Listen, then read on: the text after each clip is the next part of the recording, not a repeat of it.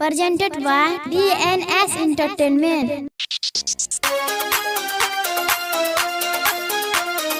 माँ Gayatri recording studio. DJ विकास रीगा सीतामढ़ी।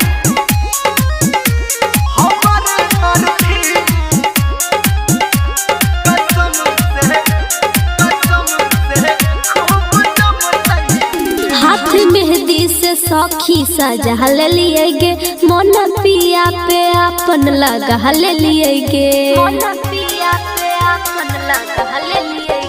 हाथ मेहंदी से सखी सजा ले लिए गे, मन पिया पे अपन लगा ले लिए गे।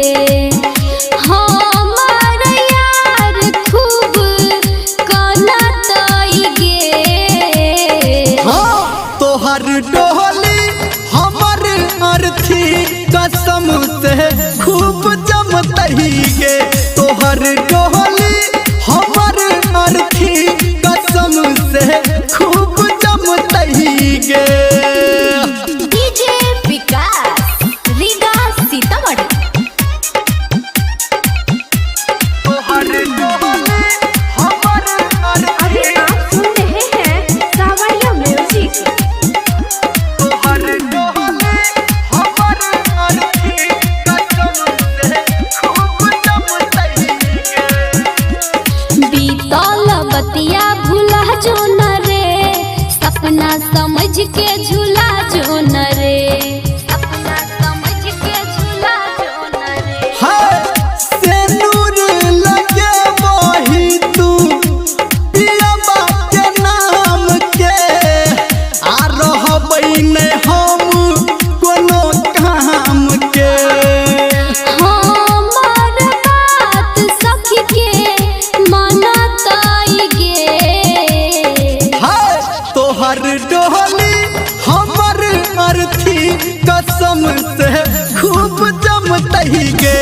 तोहर डोली हमर अर्थी कसम से खूब जमतही गे। अभी आप सुन रहे हैं धर्मेंद्र निर्मलिया को। DJ विकास रीगा सीतामढ़ी।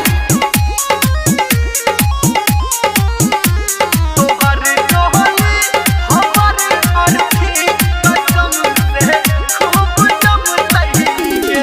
हम छिए मजबूर अपना मेरे, रखबो कोना दिल के अंगना मेरे।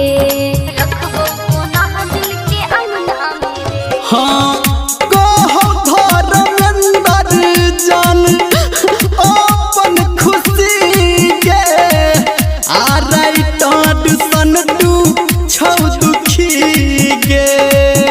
लागै नहीं किस्मत बा गलतई गे। सुन तोहर डोली हमर अर्थी कसम से खूब जमतही गे। तोहर डोली हमर अर्थी कसम से खूब जमतही गे। बुझली गे जा।